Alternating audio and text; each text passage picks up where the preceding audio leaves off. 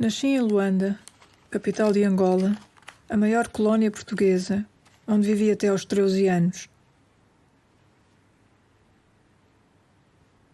Estas são as fotografias que trouxe quando vim para Lisboa. São a prova que tenho de um mundo que ficou para trás e do qual restam algumas memórias e estas imagens.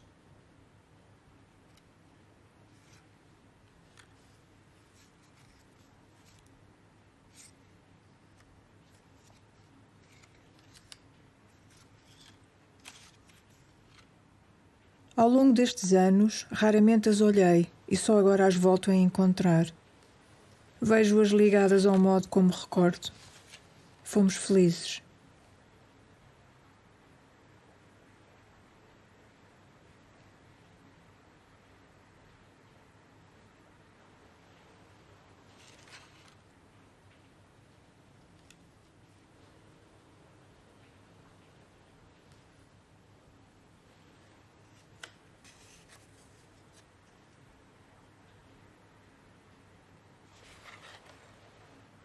Ao longo do tempo, fui descobrindo que muitos dos amigos que aqui fiz haviam nascido ou vivido nas colónias.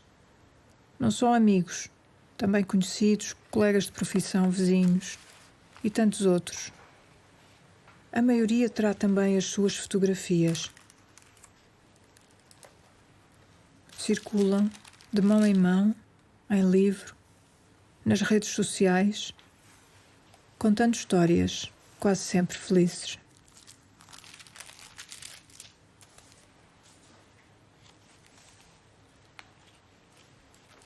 Mas esta memória de termos sido felizes nesse tempo e nesses lugares não é serena nem clara. Há vontade de esquecer para uns, intensa nostalgia para outros, alguma revolta. É assim na minha família e noutras que conheço. Partilhamos uma herança comum, mas sentimos hoje, de forma diferente, a vida que por lá passamos.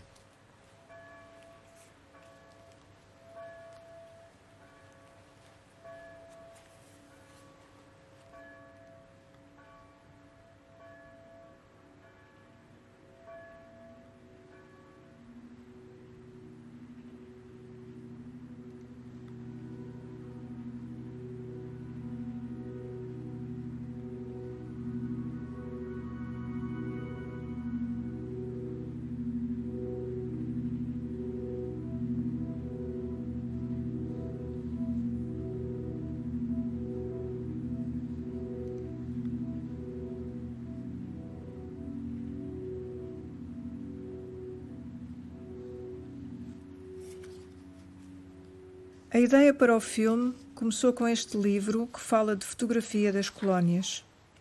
Foi o que me fez regressar às minhas imagens e olhar para elas a partir das reflexões que aqui descobri. Combina encontrar-me com a Filipa Vicente, coordenadora do livro, historiadora e investigadora da fotografia, que me propõe uma ida à Feira da Ladra, onde vai habitualmente à procura de imagens. Quero saber onde se encontram as fotografias do nosso império e como contribuíram para a imagem que dele existiu, cá, na metrópole, como se dizia, e lá, nas colónias, já chamadas províncias ultramarinas quando eu nasci. Quero saber também qual a sua importância na memória instável deste passado. Marco este dia como o primeiro deste caminho.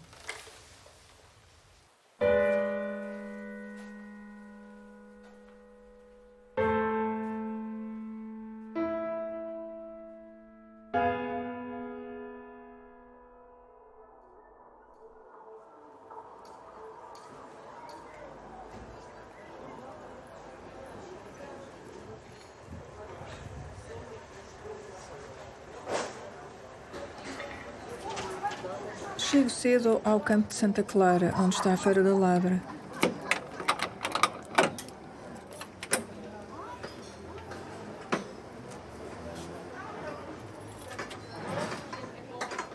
Alguns vendedores montam ainda as suas bancas, mas em breve tudo estará pronto para mais um dia de negócio.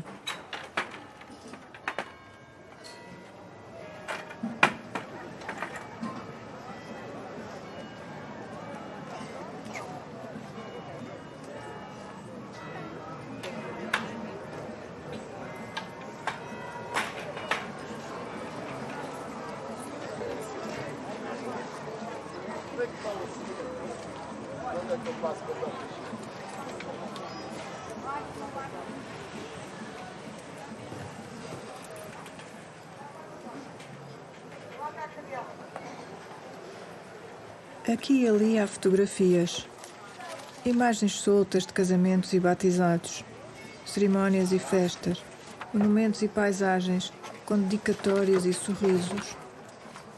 Um segundo que fixou para sempre um momento de vida.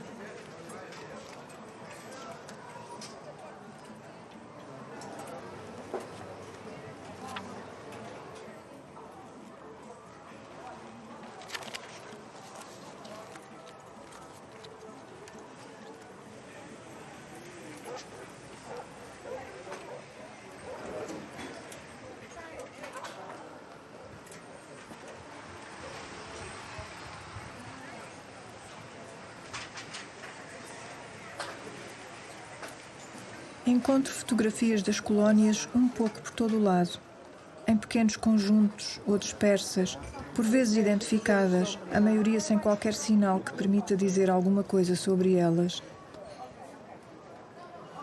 Nós, algumas casas, compramos recheios, vêm estas fotografias que as pessoas não querem. Algumas vêm nos álbuns, outras vêm soltas.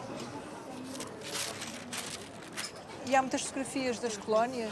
Tem colecionadores que vêm comprar? Sim, só esse tipo de material. Como é que eles sabem que a Sandra tem? Ou por contacto que eu já tenho de anos anteriores, ou vão passando e a gente guarda debaixo da banca, depois vão perguntando. Temos clientes específicos para certo tipo de material em que sabemos que aquilo está sempre vendido.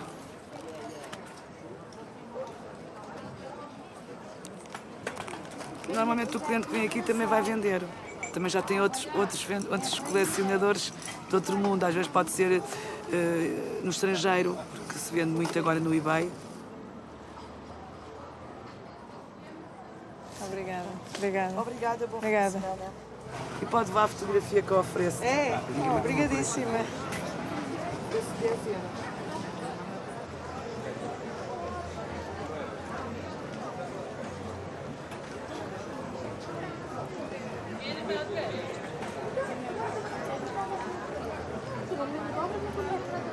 Que é a Reserva Natural do Luando, foi criada em 1938 com a finalidade de proteger a palanca real, ou gigante, existente somente nesta região central de Angola, está bem? Portanto, a intenção deste parque foi para proteger a palanca real. Está bem? E ela aparece aqui, em grande destaque, exatamente. Bem, que é um animal de uma beleza, não é? Fantástica, não é? As coisas ultramarinas normalmente são sempre muito procuradas. Também há uma série de colecionadores que se interessam pelo que se passou na guerra colonial, na guerra da África, não é? Por acaso até tenho aqui algumas coisas gravadas no meu telemóvel. Estou aqui. Portanto, isto é, está vendo? Isto é da Guiné. Isto é a nossa equipa de futebol, onde eu estou aqui também, estou ali, olha, também. Esteve na Guiné em que anos? 69, 70. Isso é nós aqui a almoçarmos, está bem, fardados. Eu estou ali. Está bem, são coisas. Eu joguei, fiz um bocadinho de desporto. Isto é futebol salão. Está bem, a equipa de futebol salão. Nós para além da parte militar, também fazíamos um bocadinho de desporto, não é? Que era necessário, na altura. Desaparecida, vocês Quero. aqui. Posso trazer? Está, o Sr. Henrique, como está? Tudo Posso bem? trazer para vocês verem? Pode. Umas coisinhas para o meu amigo ver. O quê? Américo Tomás. Sim. É engraçado isto. Tem piada. Sim. E depois de preços falamos mais logo. Está bem, mas é só isto? Tem lá mais umas. Que é mais fotografias a preto e branco? Não, este senhor é uma pessoa interessante, não sei, Slides, sabe porquê? restaurantes. Porque é uma pessoa que, digamos, trabalha, faz obras E os sótãos. e as pessoas depois entra na casa das pessoas. E as pessoas têm coisas que não lhes interessam, querem deitar fora. querem deitar fora e ele traz. Eu trago. E há coisas que têm valor até mesmo por isso, porque são coisas que muitas vezes estão nos sótãos das casas. Como os mapas, por exemplo. Há bocado perguntou-me como é que eu adquiria as coisas. Olha, eu lembro-me uma vez, ali em Estremoz, comprar uma biblioteca e a biblioteca estava toda no primeiro andar. Depois o senhor disse assim, o senhor vai lá ao sótão, que há lá uma série de coisas antigas e tal, não sei o quê. No sótão estavam as coisas mais interessantes que ele tinha no palácio. Essas fotografias que trouxe, o que é que são? Diga? É Américo Tomás, Essas fotografias são fotografias de uma viagem no Américo Tomás, de Moçambique e de Angola. a chegada de Moçambique em Angola, 64. chegada a Lisboa, terminada a visita de Angola a Moçambique, 55 em anos. 64, está bem. Portanto, estas coisas estão, você diz, estão abandonadas. Nada, isto, por exemplo, era um quarto onde um senhor teve 20 anos que veio da África sem sair do quarto. 20 anos sem sair daquele quarto. É, isso é incrível. São coisas diferentes, isto já não é. Mas isto é mais uma reprodução.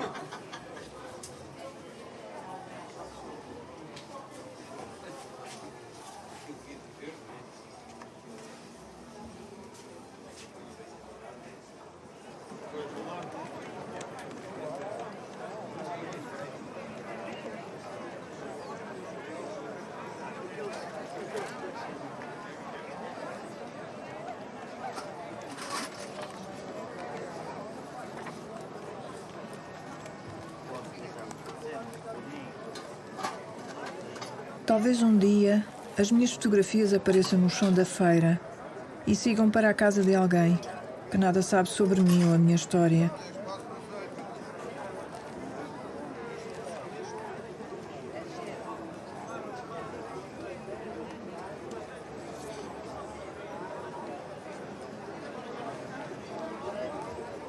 Ao final da manhã encontro a Filipa.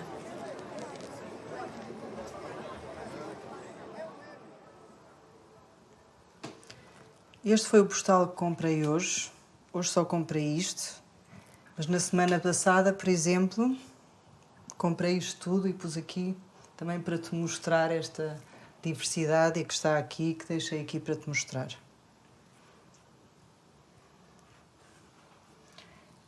Este é um exemplo do tipo de objeto que eu comecei por comprar, relacionado com o meu trabalho de investigação histórica. Uma caderneta de postais, 1931, da Exposição Colonial em Paris.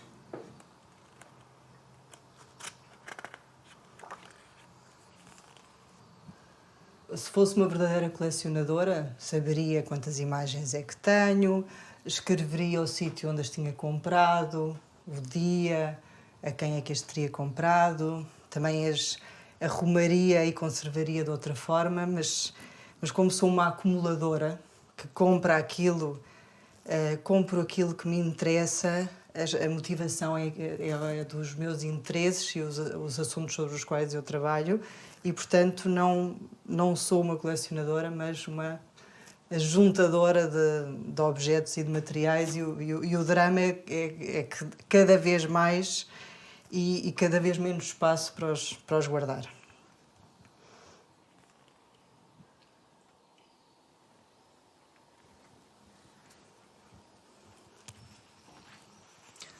Por exemplo, esta fotografia oval comprei à Elsa também há uns meses. Portanto, duas crianças, uma menina e um menino, a brincarem aos crescidos, aos colonizadores, caçadores coloniais, com chapéus coloniais, o pé da menina por cima do leopardo morto e aqui atrás o nome dela, Moçambique, 1959. E outro exemplo posterior àquele é este que também comprei recentemente na Feira da Ladra. Um álbum que estava sozinho no chão e que me chamou a atenção porque esta fotografia, estas três mulheres negras, sobre as quais nada sabemos, mas sabemos que foram impressas na capa do álbum, e de um álbum feito para ser comercializado e adquirido muito especificamente por soldados portugueses na guerra colonial. Portanto, a única coisa que está aqui escrita e que é igual para todos os álbuns é as palavras que tanto se associam às memórias fotográficas. Se recordar é viver, guardai neste álbum imagens das horas felizes da nossa vida. Mais tarde vivereis recordando horas passadas que o tempo queimou. E ao comprar este álbum, eu senti que também estava a ultrapassar esta fronteira que eu nunca tinha ultrapassado, que era a de adquirir objetos ligados à intimidade e à biografia de outras pessoas, de famílias. Eu não deveria estar ali a poder comprá-lo, mas deveriam, imaginamos nós, estar nas casas dos filhos ou netos. E isto também me fez estar mais atenta às experiências pessoais e individuais relacionadas com os espaços coloniais e como é que a fotografia também revela essas experiências.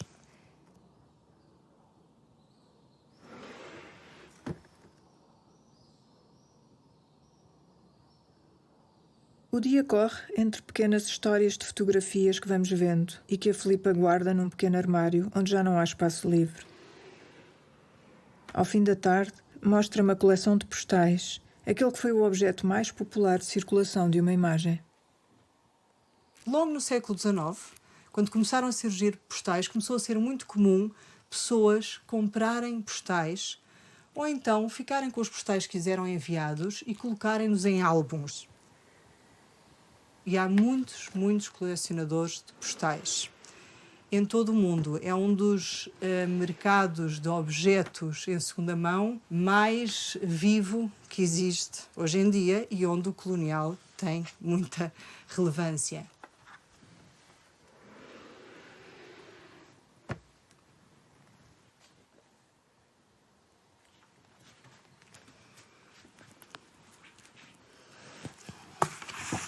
Olha, tenho aqui 2 dos muitos volumes que o João Loureiro publicou com os postais da sua coleção.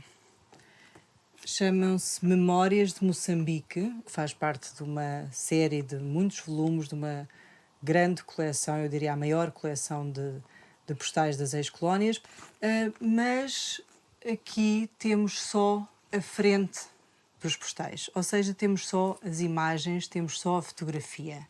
E também foi por aqui que eu me comecei por interessar, porque quando pegamos num postal é essa a primeira coisa que vemos.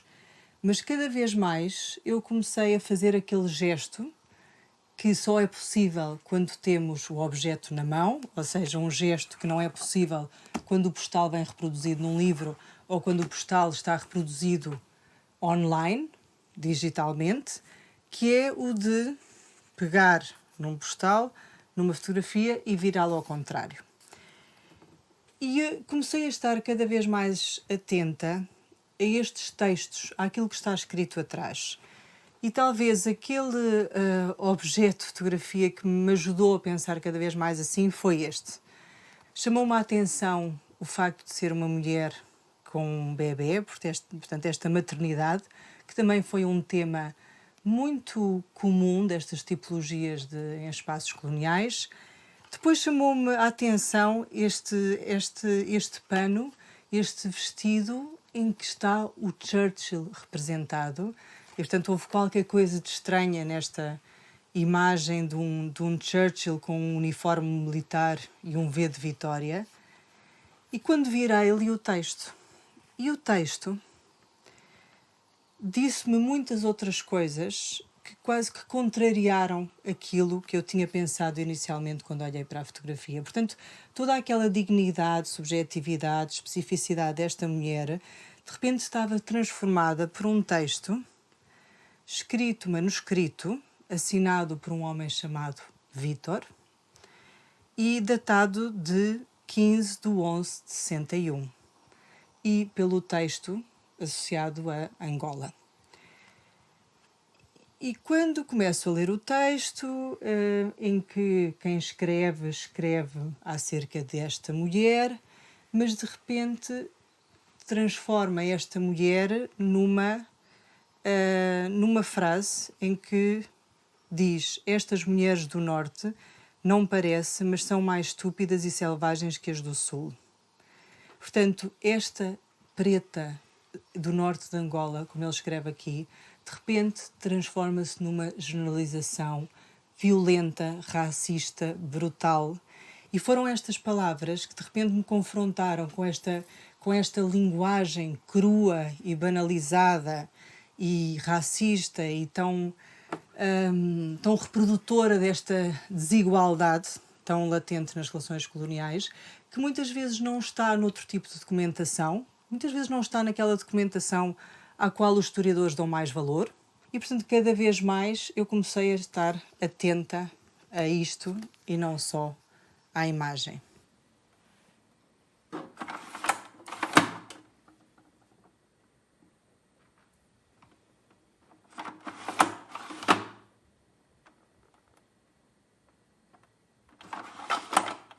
Volto para casa com estes diapositivos que me ofereceram na feira. São os da reserva do Luando, situada no Planalto interior de Angola.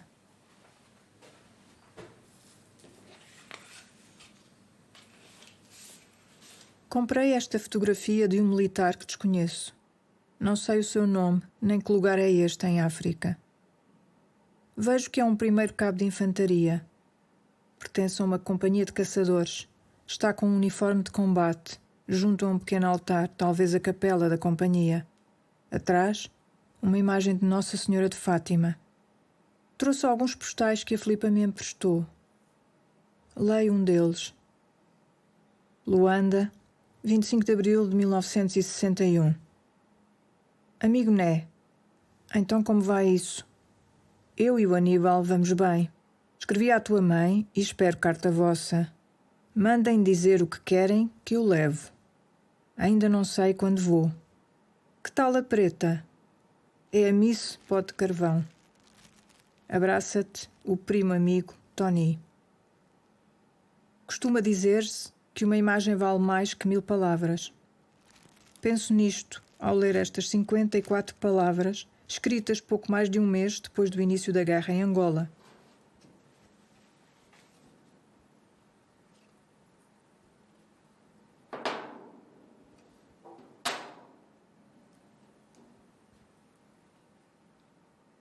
Estas mulheres não têm nome, não têm identidade, não têm direito à sua individualidade e são classificadas enquanto tipos, enquanto belezas de determinado lugar, e nestas legendas e também nos textos manuscritos que estão nas costas dos postais está muitas vezes inscrita esta banalização destes corpos num enorme contraste com a forma como os corpos de mulheres brancas estavam inscritas na cultura visual durante o mesmo período. E não é por acaso que este é um dos temas que mais problemas éticos também cria entre aquelas pessoas que lidam com estes materiais, ou seja, curadores, académicos, arquivistas, artistas, quer dizer, como é que podemos estudar criticamente estes objetos? Devemos mostrá-los, até para denunciar esta violência inscrita nas imagens, ou, pelo contrário, voltar a mostrá-las é uma forma de voltar a perpetuar esta violência, de voltar a banalizar esta violência. E nesta tensão está um dos grandes problemas éticos em relação às imagens, que é mostrar ou não mostrar, mesmo quando estamos todos interessados em estudá-las criticamente. A Filipa aconselhou-me a ir ao Arquivo Histórico Ultramarino, o lugar que tem um nome inseparável desta história. Encontro-me com Catarina Mateus, a investigadora que melhor o conhece. Os números impressionam. Estão aqui cerca de 50 coleções de fotografia, desde 1860 a 1974. No total, perto de 800 mil imagens, das quais 52 mil conservadas e restauradas. Disponíveis em formato digital estão cerca de 30 mil. armário tem os álbuns fotográficos, alguns dos álbuns fotográficos do Arquivo Histórico Ultramarino. O arquivo tem cerca de 90 álbuns fotográficos. Neste caso é um álbum das fotografias de raças, costumes e paisagens de 1912. Estes álbuns são provenientes de vários fundos e também, em alguns casos, alguns foram comprados alfarrabistas ao longo do tempo, da história do arquivo. E os álbuns têm, embora não tenham sido tratados ainda, estes álbuns, eles têm uma política de acesso. Têm níveis de acesso, desde reservado, acesso geral e acesso inacessível, consoante o estado de conservação dos mesmos. De uma forma geral, mesmo não estando digitalizados e tratados do ponto de vista da conservação, nós podemos aceder, podem ser consultados na sala de leitura.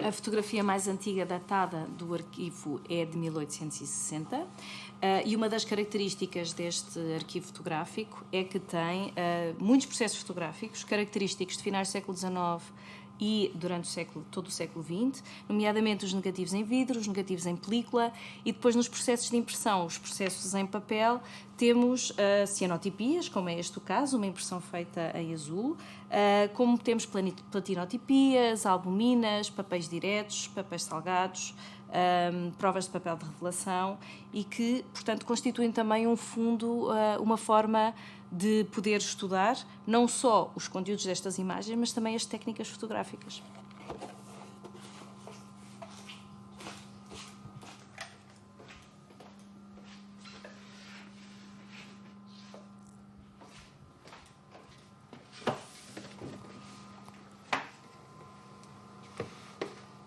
Estas fotografias devem ter sido usadas para uma exposição, são provenientes de fundos da administração colonial.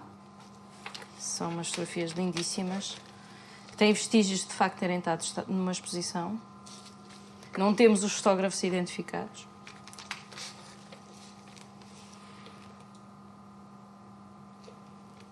São maioritariamente de Macau.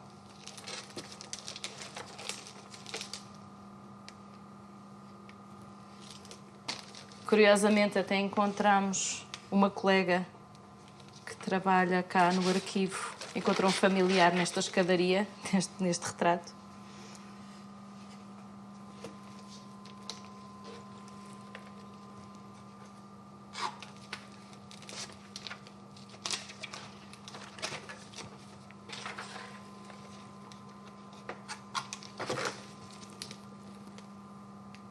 Este espólio já está totalmente tratado, digitalizado e disponível online. E depois temos outro conjunto muito grande, que é o conjunto das missões científicas do Instituto de Investigação Científica Tropical, que tem fotografia que reporta todas as missões científicas, quer das ciências humanas, quer das ciências naturais, que eram realizadas nas ex-colónias.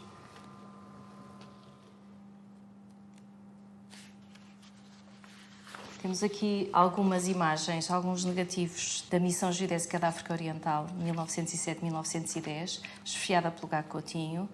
Ao tratarmos a coleção, descobrimos que temos não só o negativo original, como depois temos a prova de contacto que foi realizada a partir do negativo.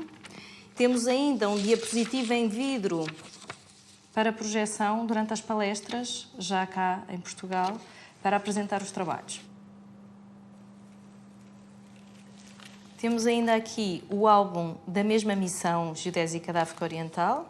Isto conta a história daquela missão, mas também conta como se fazia ciência no século XX. Porque se mostram os instrumentos de campo, mostra-se os intervenientes destas missões, mostra as populações por onde eles passavam e se cruzavam, que também eram fotografadas, mas quase todas têm isto em comum. Representavam também todas as dificuldades que passavam nestes territórios. Temos aqui alguns exemplos de fotografia da Missão Antropológica e Etnológica da Guiné, dos anos 40. Era feito um retrato antropológico. Nesta altura fazia-se antropologia física, nos anos 40, à semelhança do resto da Europa. E, portanto, tiravam-se muitas fotografias de frente e de perfil. Estas imagens podem ser vistas de múltiplos olhares. Eu acho que quem está interessado na história colonial vai olhá-las com certeza muito do ponto de vista do conteúdo das imagens, daquilo que elas representam. E aí eu acho que é mesmo fundamental o cruzamento com as fontes escritas. Porque muito facilmente estas imagens são erradamente interpretadas. Como também acho muito interessante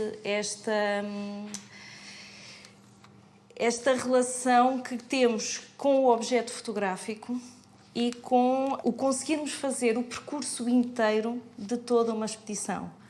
E, portanto, obviamente que estas fotografias tendem a chegar aos dias de hoje e poderem ser divulgadas, é importante porque é a construção da história da ciência do século XX. E é um pouco a construção do Império, obviamente.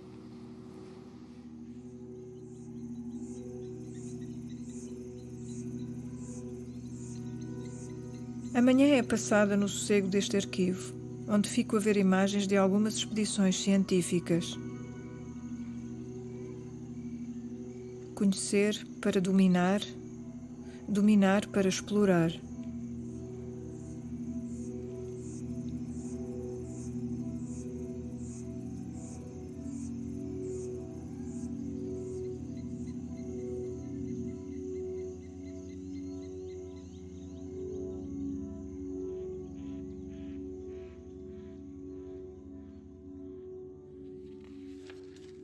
Filipa está na sala de leitura. Ficou de me mostrar fotografias de dois dos mais importantes fotógrafos de temas coloniais.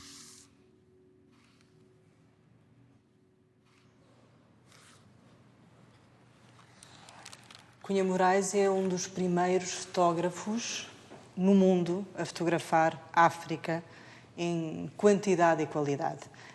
Ele, em 1885, publica 4 álbuns chamados África Ocidental, Álbum Fotográfico e Descritivo, com o apoio e a introdução de Luciano Cordeiro, fundador da Sociedade de Geografia, e com uma frase muito típica deste período, em que associa a máquina fotográfica a mais um instrumento de conhecimento e de poder.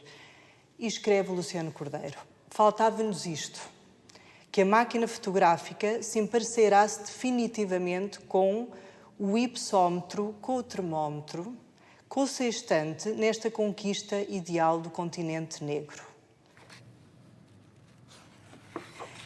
Além destes livros, o Cunha Moraes começa a fazer aquilo que fazem muitos fotógrafos em finais do século XIX, princípio do XX, que é comercializar as suas fotografias.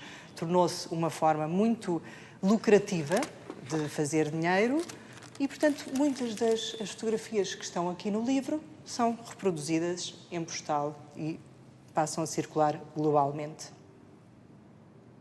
Depois chegamos aqui aos anos 30 e quando nós pensamos que a fotografia teve várias revoluções no seu percurso tecnológico, o que acontece é que a fotografia se torna mais democrática, se globaliza, se multiplica, porque é mais fácil, mais barata, mais leve.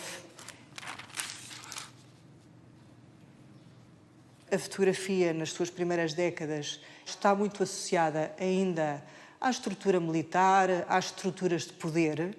Depois, isto o que permite é que os amadores, os autodidatas, os interessados passam também a poder usar a fotografia e isso vai mudar tudo.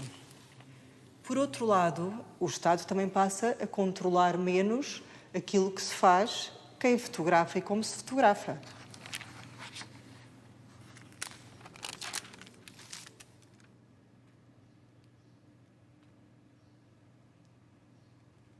Chegamos ao caso do Elmano, sentado ao lado do Carlos Esterman, padre missionário com muito conhecimento desta região e que lhe serviu de intermediário para chegar às pessoas. O Elmano Cunha e Costa acaba por exemplificar muito bem esta ideia do fotógrafo amador.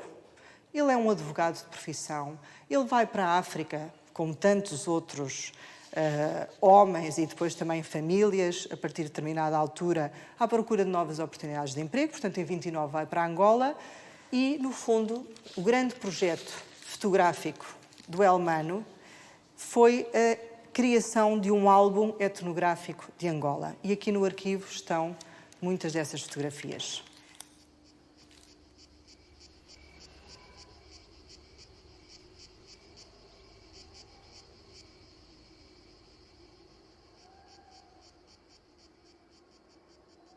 Mas neste projeto que durou tantos anos, na década de 30, e que claramente deveria depois ser transformada em publicação, não foi. Depois vimos como são as próprias instituições e os especialistas ligados ao Estado Novo que recusam a validade da sua experiência fotográfica. E, portanto, ele, de certa forma, é remetido para este mundo das exposições, que era um mundo também com cada vez mais central nas formas de propaganda e de revelação também fotográfica e visual deste mundo colonial, não é? As pessoas na metrópole, em Lisboa, podiam ver muitas imagens das colónias, quer em jornais, quer em postais, quer também em exposições. Vemos uma fotografia que ele tirou num lugar específico, em Angola, que depois é usada neste folheto da secção colonial Guia Oficial da Exposição de 40. E essa acaba por ser uma das formas e dos modos de vida do Elmano.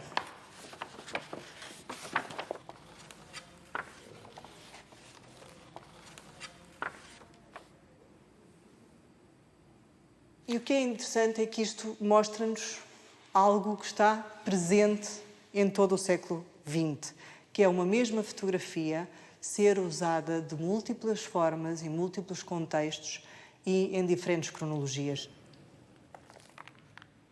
Mas há algo que continuamos a ver, quer no Cunha Moraes, quer no Elmano da Cunha e Costa, é que a forma como fotografam as pessoas, os homens e as mulheres que encontravam em várias regiões africanas é parecida na medida em que ainda está inserida nesta modalidade de tipos e costumes em que as pessoas não têm nome, mas são categorias raciais, categorias associadas a espaços geográficos e ainda muito associadas a esta conquista portuguesa de um espaço.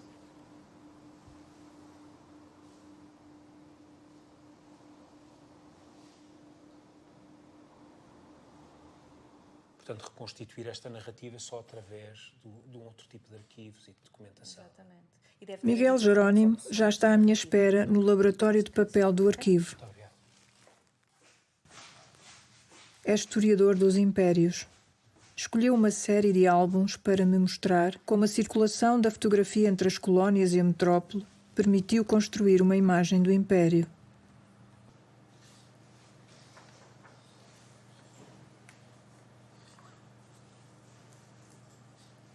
Esta é uma fotografia que tem a seguinte legenda: Marco da Fronteira, Embaixada de Gungunhana. Faz parte de um álbum fotográfico, não é o único, da Comissão de Limitação de Fronteiras de Lourenço Marques e também do Transvaal, 1890 a 1891.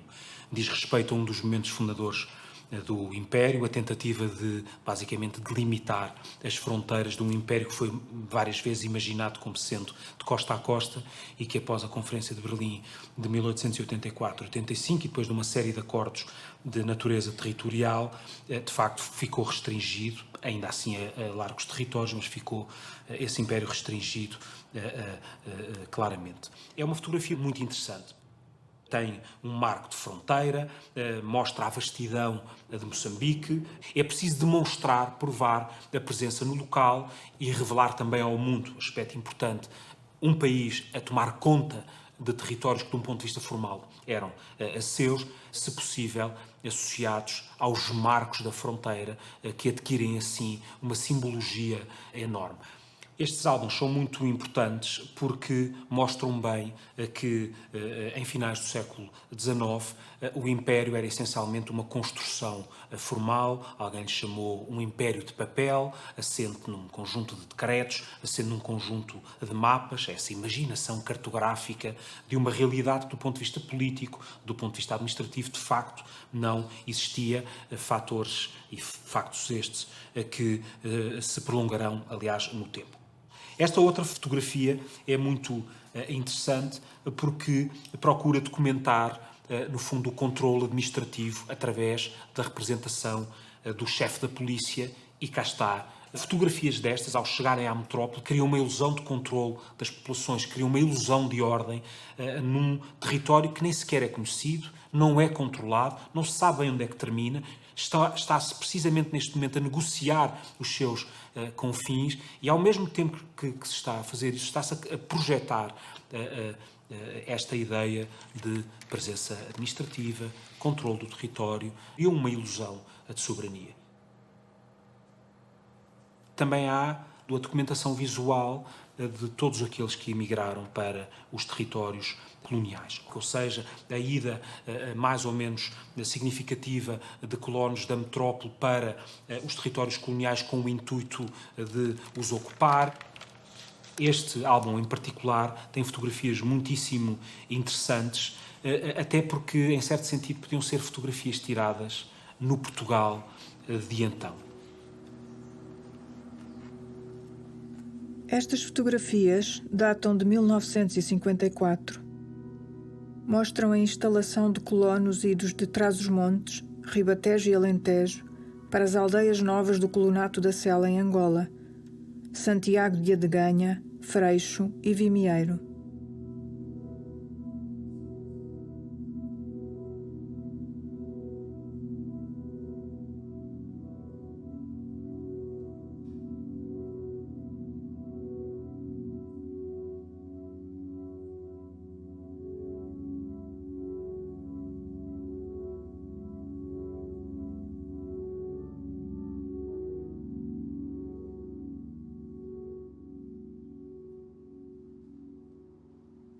Temos uma sequência muito perturbadora, às vezes, de famílias de colonos.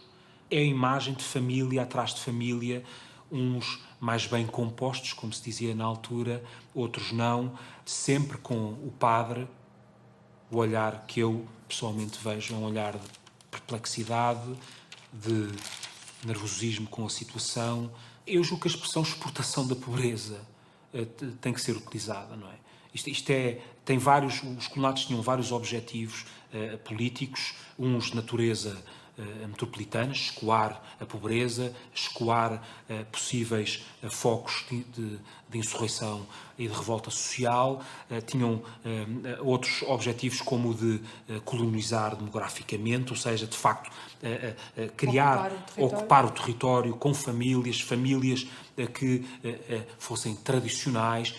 Há claramente aqui objetivos de ruralizar o espaço colonial. Estas fotografias de uma família a plantar árvores de fruto no meio de um terreno infindável, e esta fotografia, que é uma fotografia tão bonita e importante como triste, um agricultor de amanhã, em que se vê uma criança, em que o futuro desta mesma criança é continuar aquilo que gerações atrás de gerações que a antecederam.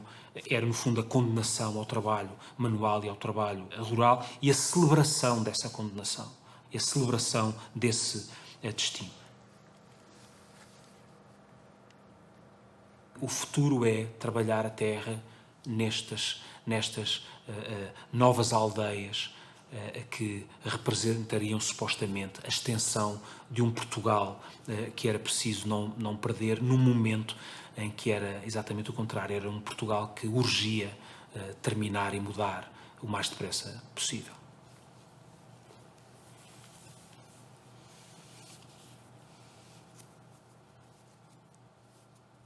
De facto, a fotografia foi central para a imaginação do Império, mas também foi central para a imaginação da metrópole.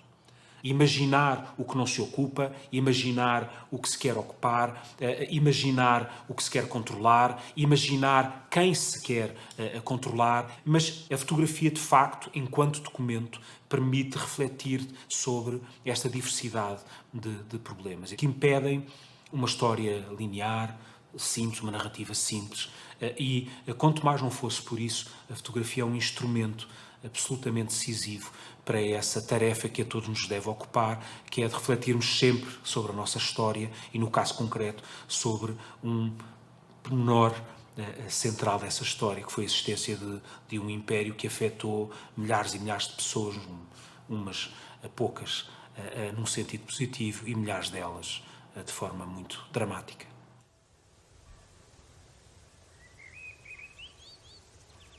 Vou sabendo da existência de fotografias das colónias um pouco por todo o país. Milhares de imagens, fragmentos de um arquivo imenso que parece não ter fim. Chega a Coimbra ao Jardim Botânico. Em tempos, neste lugar maravilhoso, existiram plantas trazidas nas expedições botânicas realizadas a Angola no princípio do século XX, organizadas por Luís Carriço.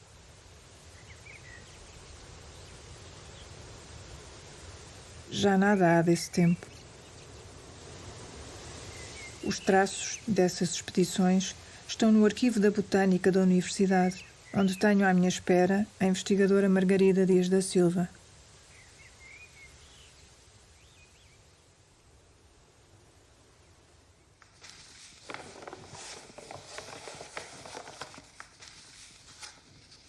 E este mapa retrata o percurso feito na Expedição Botânica de 1927.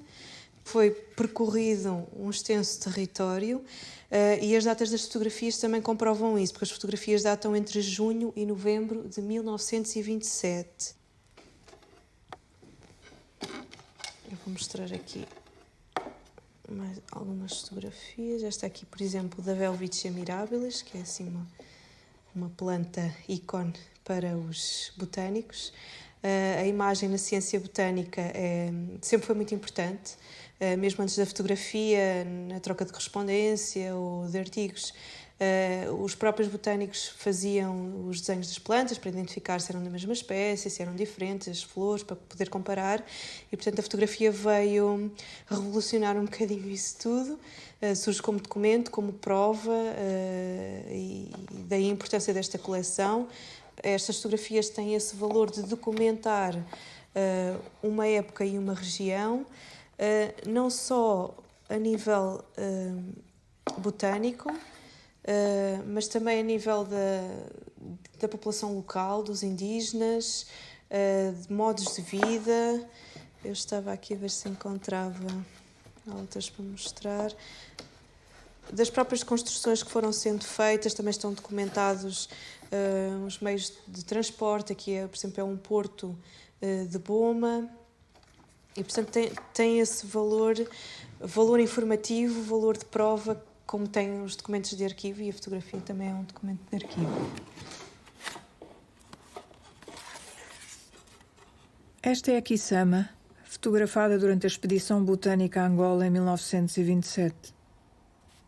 É um parque natural a sul de Luanda, onde passei muitos dias de férias. Por vezes acordava à noite com a respiração rouca dos animais a rondar as pequenas casas. Sentia a mão tranquilizadora do meu pai e a indicação de silêncio.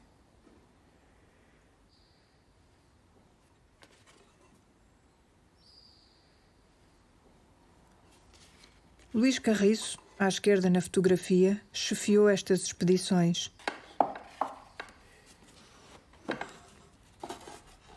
Carriço teve uma preocupação pedagógica. Fez uma seleção de 20 fotografias, que ele chamou Coleção de Diapositivos de Angola, que eram destinadas aos liceus nacionais e 2 caixas para o governo de então. São vídeos, estão coloridos. Tem também a preocupação de estarem devidamente identificados e legendados, porque a acompanhar cada uma destas caixas fez uma nota explicativa Isto porque considerava que os professores dos liceus não estavam bem preparados para explicar aos alunos como era a vida nas colónias e, portanto, a acompanhar a imagem tinham uma descrição. Neste caso, o diapositivo número 8, que se refere ao Rio Bengo, ele diz que representa uma habitação indígena, que a casa é coberta de capim e, portanto, considerava que desta forma, juntando a imagem e a palavra, os professores dos liceus seriam melhor habilitados para explicar aos seus alunos como era a vida nas colónias portuguesas.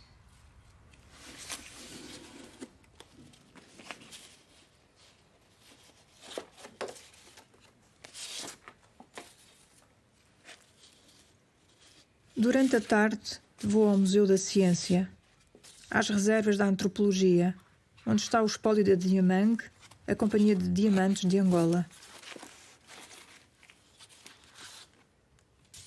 Dizem-me que a biblioteca tem 4.000 títulos, há 6.000 discos com gravações do folclore angolano, 315 peças como máscaras, bonecas e outros objetos que estão no Museu Etnográfico e milhares de fotografias em negativo, em provas, coladas em relatórios.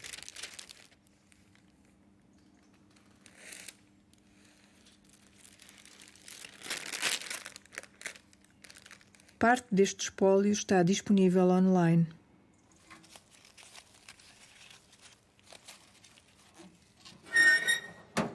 O financiamento deste projeto terminou, ficando por concluir o tratamento e disponibilização do que existe.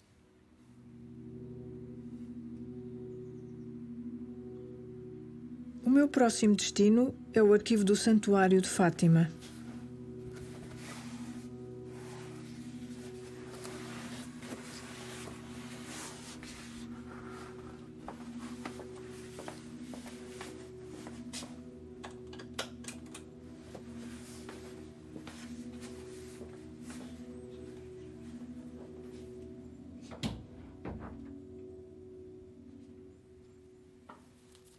Um amigo fotógrafo falou-me nas viagens da imagem itinerante de Nossa Senhora de Fátima, conhecida como a Virgem Peregrina.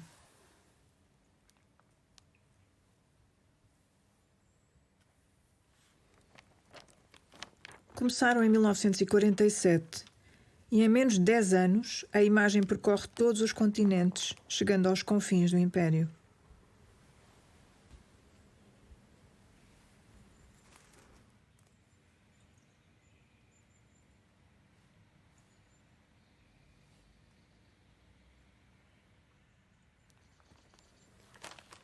Duas mulheres católicas, as Marias Teresas, como são conhecidas por terem o mesmo nome, preparam as viagens com determinação e conseguem que fronteiras fechadas para Portugal por razões políticas se abram para deixar passar a Virgem.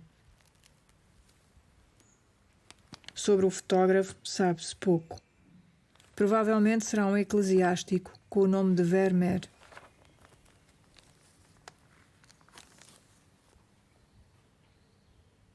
As suas fotografias mostram como se levou a fé a todo o Império e também o que pode ser entendido como prova da união e da harmonia existente entre os povos que o habitavam.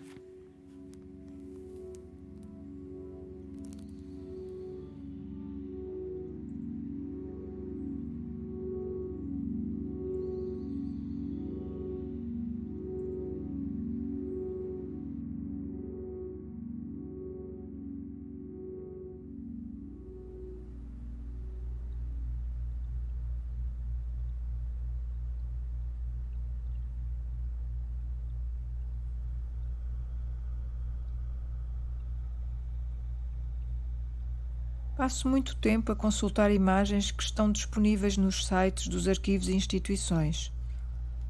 Aqui e ali encontro também alguns fotógrafos indianos e africanos sobre os quais ainda sabemos pouco. Marco uma visita à Torre do Tombo. Aqui há cerca de 2,5 milhões de espécies, o que significa vários formatos e suportes de imagem. Entre 20 a 30 mil estão disponíveis online.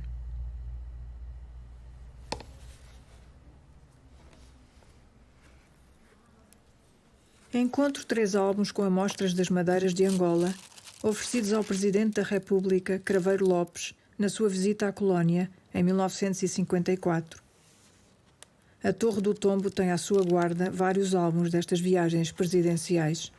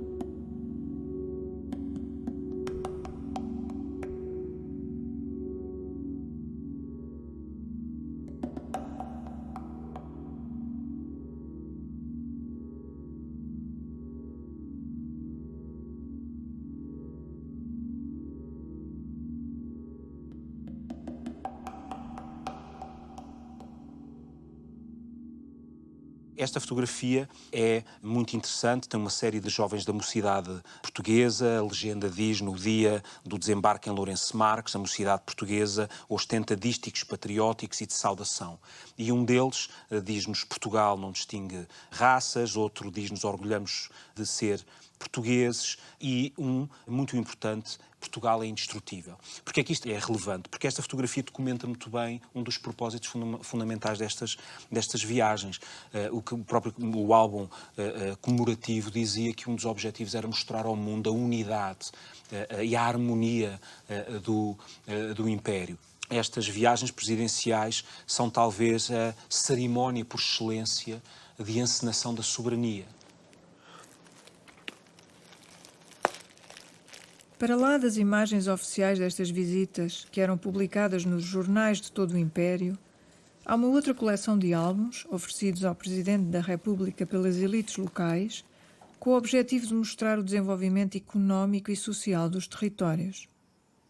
Estas fotografias, por exemplo, fazem parte de um álbum produzido pelos industriais da pesca do sul de Angola.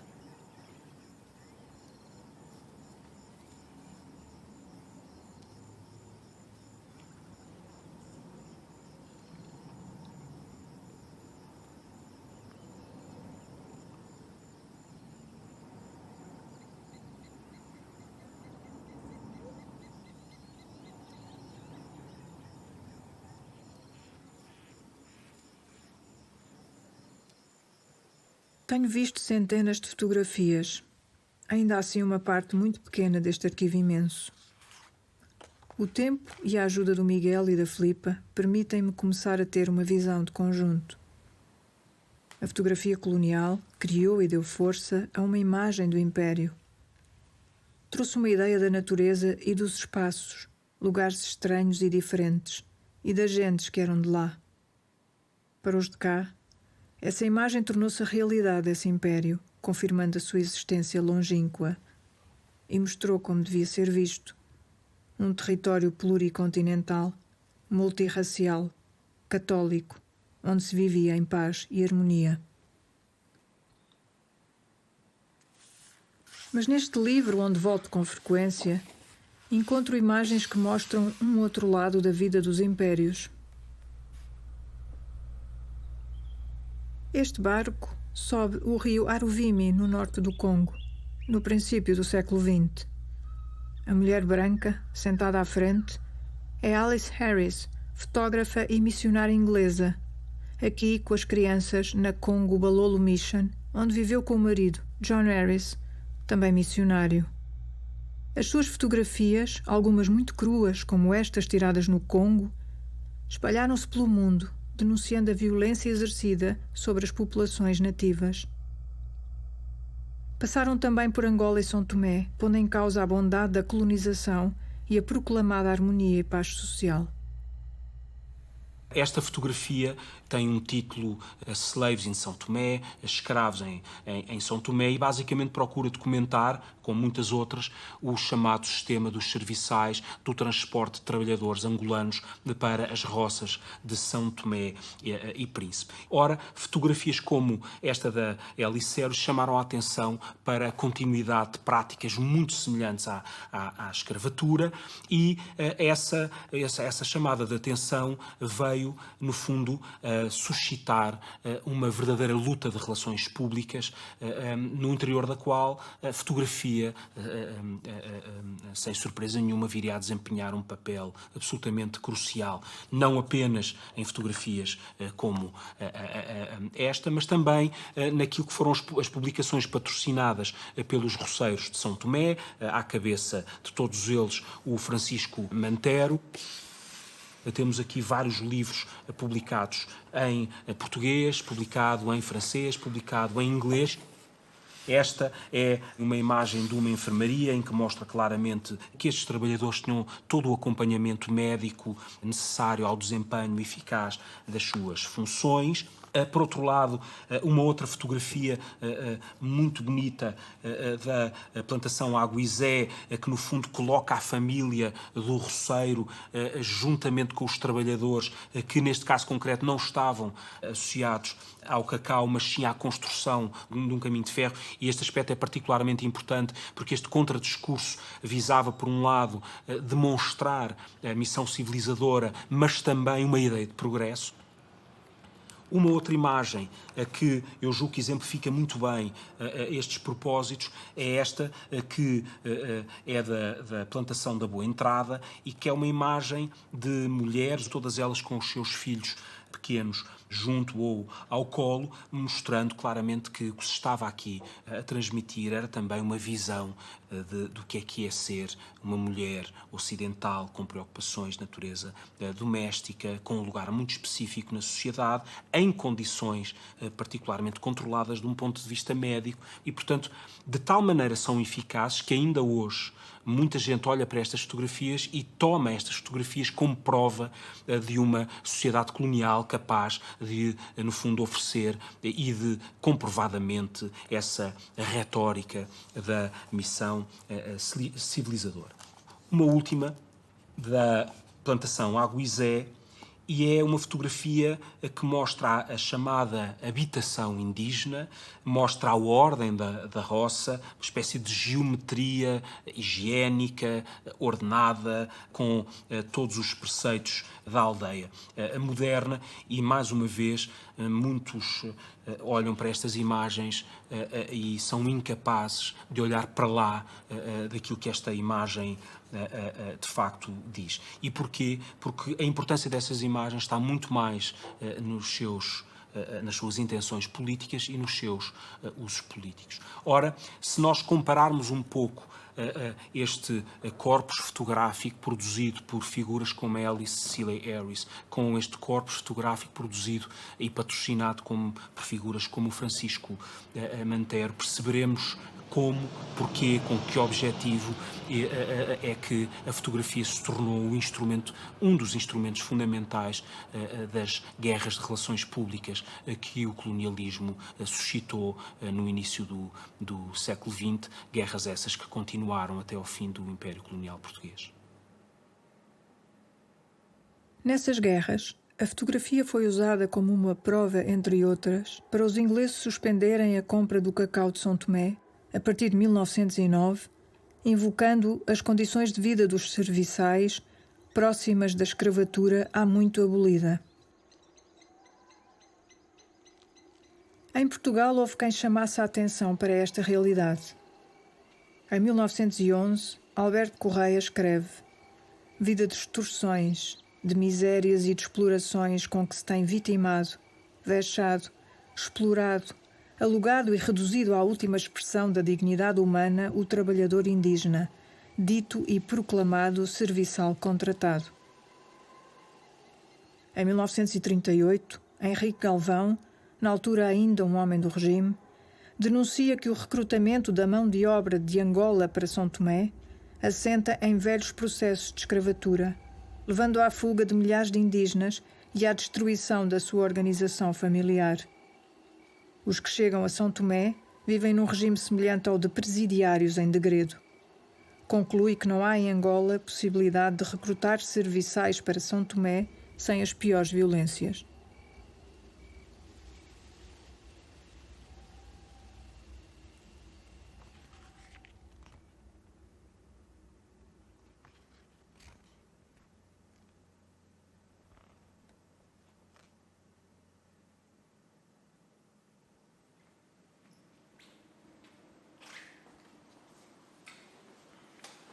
Passo amanhã no arquivo da Fundação Mário Soares, com o Miguel, a ver um álbum com fotografias da chamada Campanha de Pacificação do Coamato, em 1907, na realidade, a conquista militar do sul de Angola.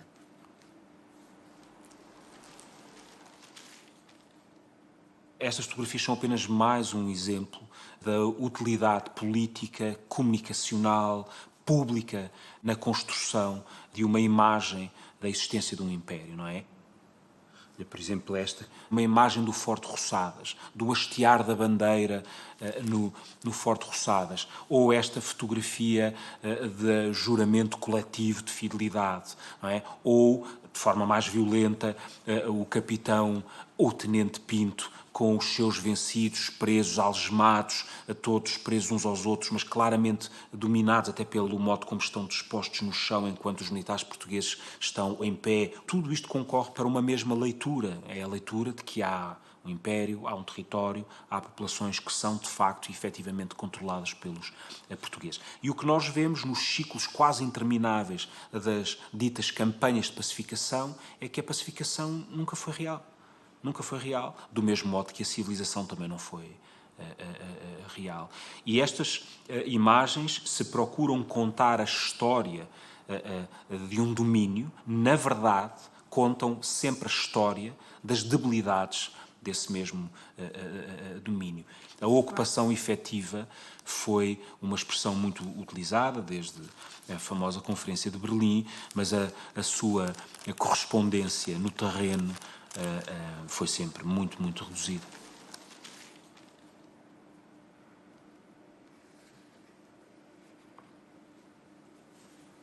Em 1917, a existência de um conjunto de fotografias documentando a atuação de militares portugueses nas colónias durante a Primeira Guerra Mundial leva a Câmara dos Deputados a reunir-se em sessões secretas. As atas estão à guarda do arquivo da Assembleia da República.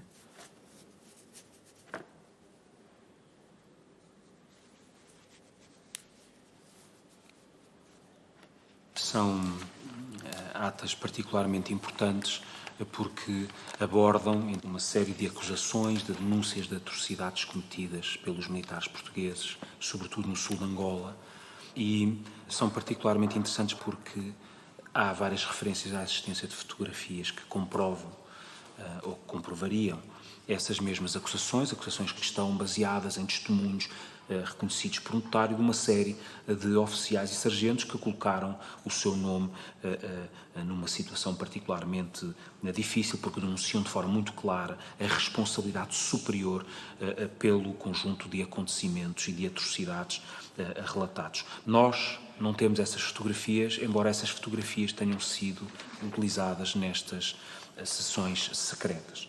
Há uma preocupação claríssima de controlar o impacto público destas mesmas alegações e, sobretudo, a circulação pública da informação que estava a ser debatida então.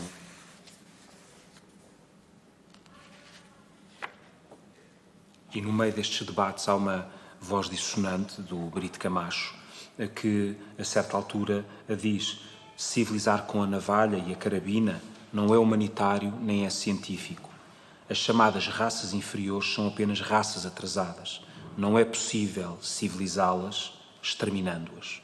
Que é uma frase que me parece particularmente significativa, até num contexto em que estão outros deputados a tentar justificar ou com as condições próprias da guerra ou com um argumento ainda mais inaceitável de que os outros também fazem.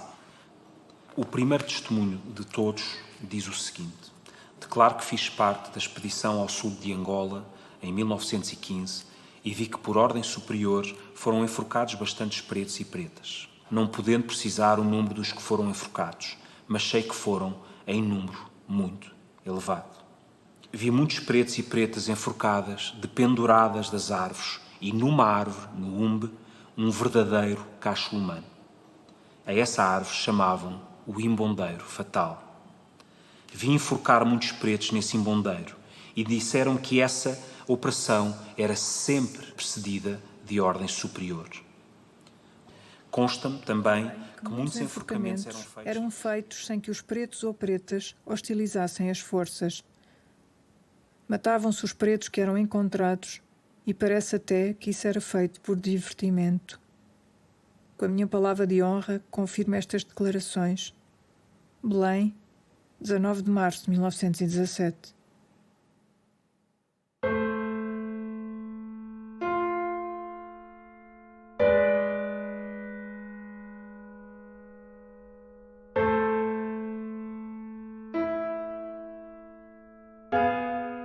Saímos para apanhar ar. O céu estava quase limpo de nuvens. A luz era nítida e clara. Mais um fim de tarde tranquilo nas nossas vidas.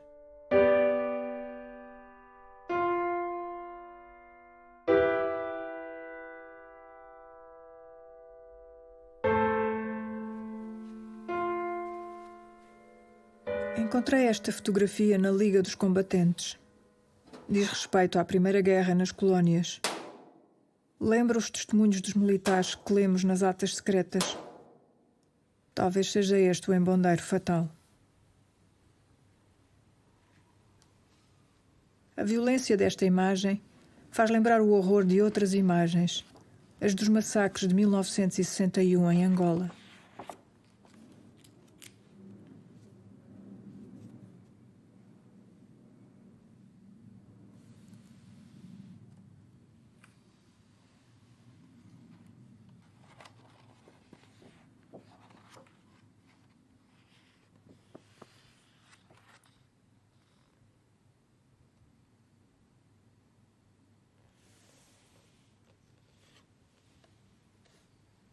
Em 1961, ano em que começou a guerra em Angola, eu tinha 5 meses e o meu irmão 2 anos.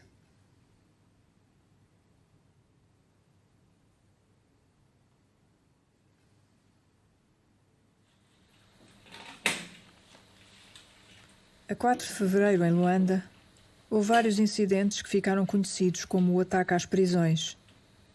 Foram mortos 7 polícias e 15 dos atacantes. A cidade ficou em pé de guerra.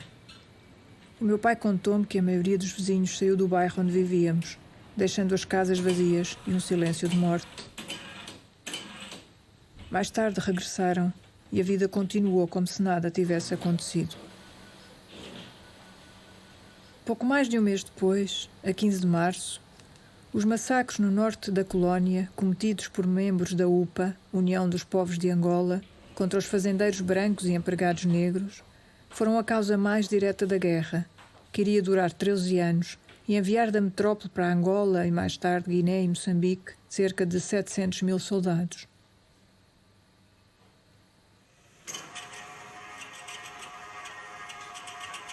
No jornal A Província de Angola, de 30 de março de 1961, surgem fotografias assustadoras de 3 homens, supostamente envolvidos nos ataques de 15 de março.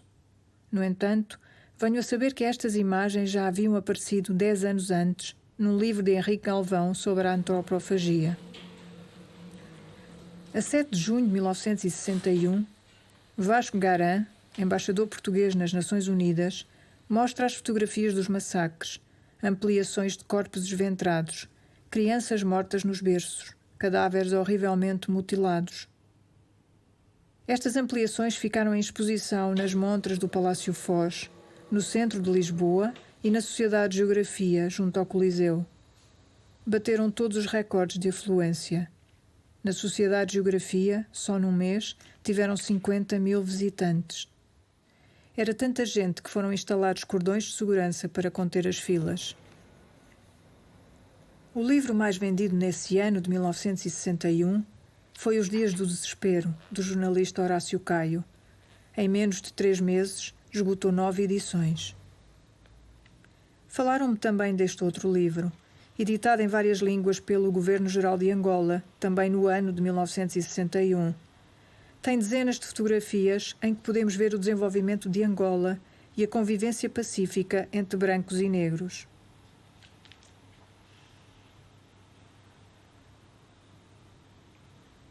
Na última página está uma das imagens mais conhecidas das atrocidades de 61, enquadrada por um texto que nos diz: até hoje nada se passava, vivíamos como irmãos, e hoje, subitamente, há luto na nossa casa. Mas aqui nada encontrei sobre a revolta dos trabalhadores negros do algodão, ocorrida no início deste mesmo ano de 61, na Baixa do Cassange, nem sobre a violenta repressão que se lhe seguiu.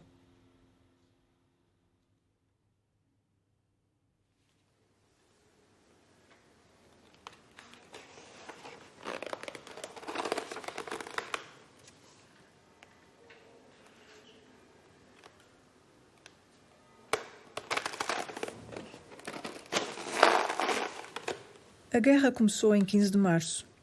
As fotografias tiveram um papel essencial de mobilização. A conselho da Filipa, falo com Afonso Ramos, investigador, com quem me encontro no Arquivo Histórico Militar.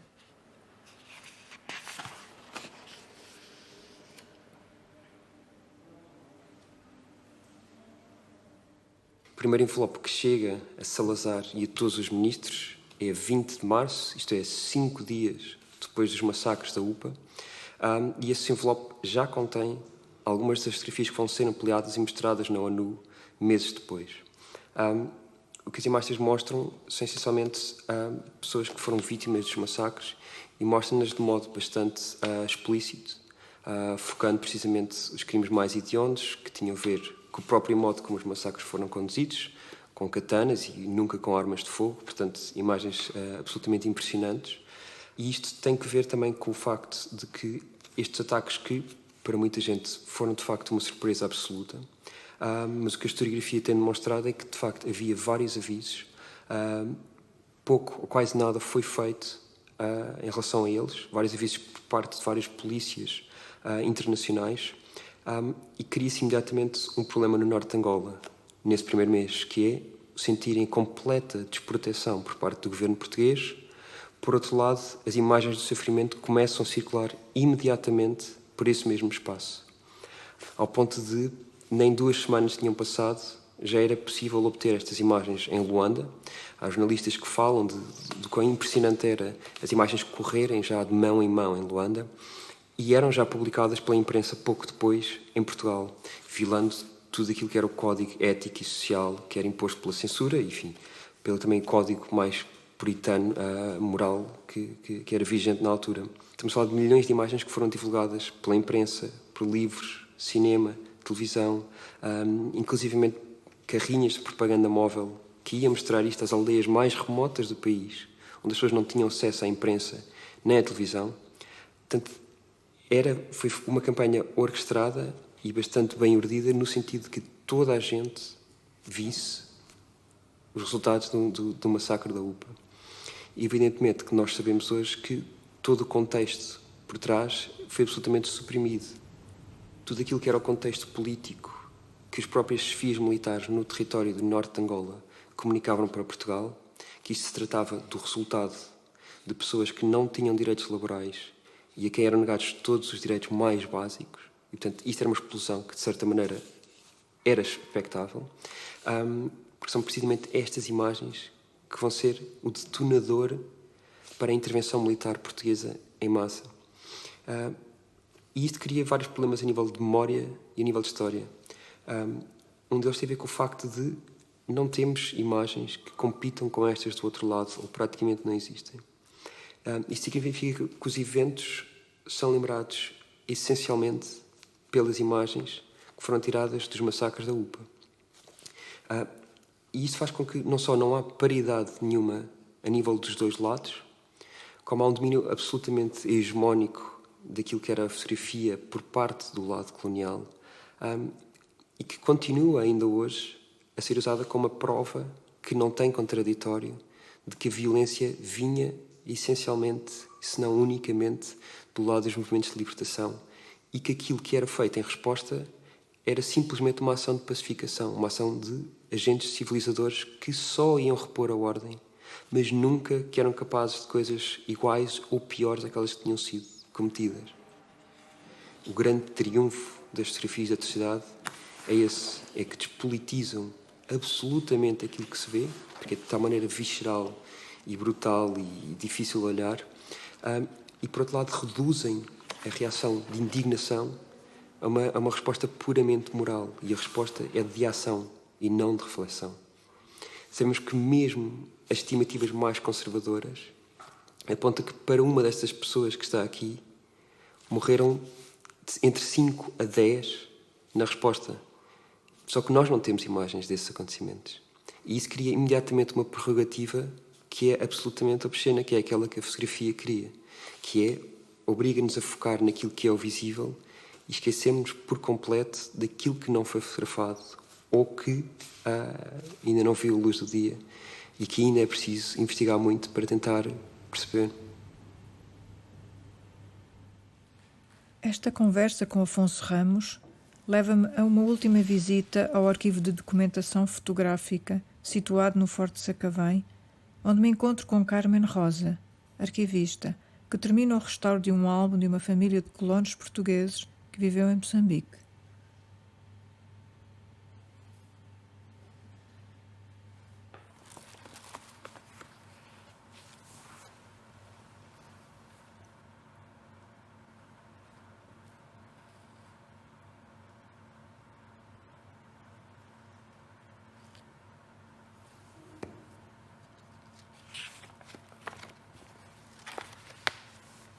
Eu acho este álbum muito curioso, porque embora seja de Moçambique, vêem-se muito poucos negros. Num universo de 1000 e tal fotografias, talvez haja aqui fotografias em que se possam ver negros, devem andar à volta das 20 e tal, talvez 25, 30, não mais.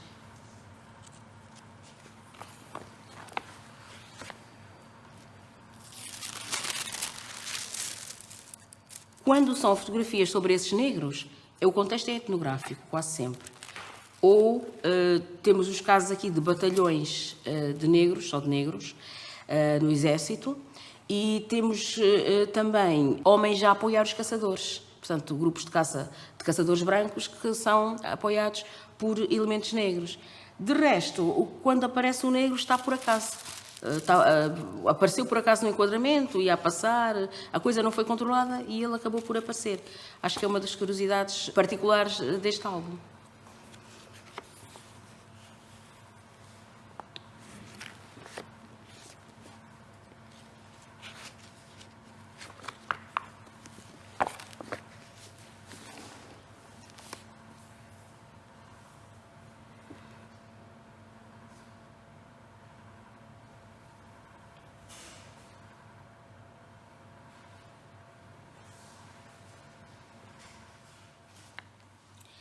Trabalhei muitos anos no arquivo do Museu Nacional de Etnologia, antes de trabalhar neste arquivo. O Arquivo Nacional de Etnologia também tem um vasto espólio sobre a África, o contexto colonial africano. E tanto lá como cá, às vezes defronto-me com imagens que me chocam, porque eu também sou negra, e ver outros negros retratados naquelas situações, para mim, era chocante, pela desumanidade, pelo desrespeito, pela crueldade. Tive que fazer o exercício de me distanciar, para conseguir tratar das imagens. Pensar que era uma época passada, que estamos a 60, 70, às vezes mais anos, daqueles contextos. De outra maneira, seria muito difícil para mim. Não se pode já fazer nada sobre essa história que foi. Mas a forma de se resgatar postumamente a dignidade destas pessoas, é possível fazer isso, não é? E como é que se pode fazer? Eu penso que a forma mais correta é através da investigação. E os arquivos têm a missão de ir buscar isso às catacumbas, onde estão encafuadas, às sombras onde elas se encontram, trazer esses milhares de imagens. Porque muitas vezes são milhares de imagens estéreis, completamente que não falam porque estão mudas nos sítios em que se encontram. Ir buscar as imagens, tratar e disponibilizar. Cabe à investigação fazer o estudo, divulgar os trabalhos e tornar que isso seja útil. E de que forma é que isso pode ser útil? Pode ser útil porque só através da investigação e do trazer à luz do dia tudo isso, todo esse material, toda essa documentação, é que vamos entender porque é que foi aquilo porque é que aconteceu, o que aconteceu, a quem foi que aconteceu, etc. A partir daí podemos perceber o passado, perceber o presente, conhecendo o passado, percebê-lo e perceber também o presente, e do presente decidirmos se queremos mudar o freio ou se vamos continuar na mesma. Isso é uma missão tanto dos arquivos como da investigação, mas sobretudo da investigação, porque quem vai fazer o estudo, quem vai fazer os trabalhos e quem vai divulgar, em grande medida será a investigação. Claro que às vezes incomoda, porque a investigação é uma autoestrada que pode nos levar a oásis e outras vezes pode levar a campos minados. Mas tanto uma coisa como a outra fazem parte da história humana e se tem que se estudar, tem que se estudar independentemente de agradar ou não. Pode-nos ajudar porque nós podemos depois, a partir daí, decidir melhor o que é que queremos fazer. A sociedade e as pessoas, os países, etc. E então, decidindo o que queremos fazer, se achamos que está errado, será muito mais fácil perceber, não queremos ir por ali, queremos antes ir por aqui, e então vamos mudar o freio no sentido de haver mais humanidade, mais compreensão, um mundo também mais, e um futuro mais feliz do que aquele, e mais humano do que aquele que temos. Este dia marca o fim deste caminho. Foi um percurso entre outros que eram também possíveis.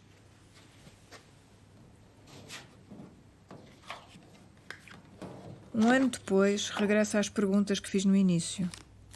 Fiquei a saber que há milhões de imagens, muitas à guarda de instituições privadas e empresas, em casas particulares, dispersas na Feira da Ladra e noutros mercados.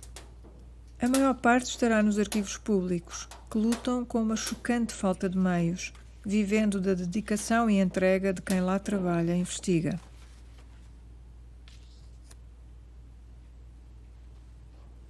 O meu primeiro olhar já se transformou.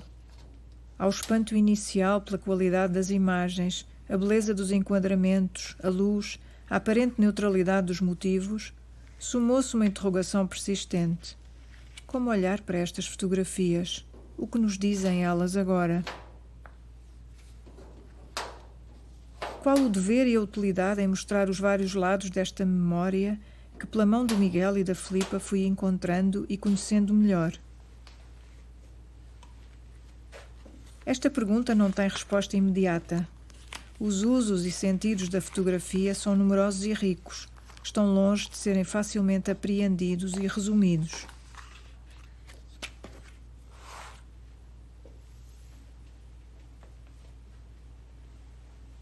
A presença da fotografia ou a falta dela, ou ainda o tipo de fotografia, afeta de forma decisiva o modo como se olha para a história do Império. Estas presenças e omissões contribuem para uma batalha entre narrativas. De um lado, afirmam-se os benefícios e o desenvolvimento que os portugueses levaram aos territórios do Império e a certeza de que não fomos dos piores. Do outro, o racismo, a desumanidade e a violência da colonização.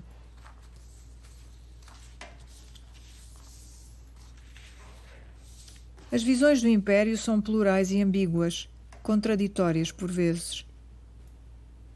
Umas mais nítidas que outras. O mesmo sucede com as vozes do Império. Umas ouvem-se mais do que outras. Muitas foram e são silenciadas, excluídas da conversa, ontem e hoje. Não parece fácil libertar-nos do nosso passado colonial.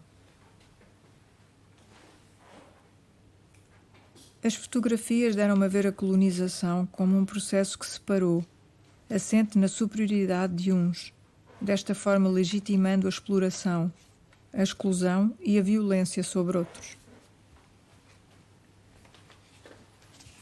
Regressa à normalidade das narrativas familiares das quais parti e aos livros onde estão as fotografias alegres dos tempos e lugares em que havia paz.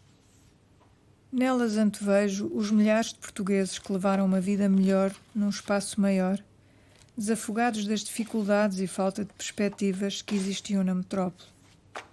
Foram felizes. Mas nesta constatação não cabem os outros que raramente aparecem nestas imagens.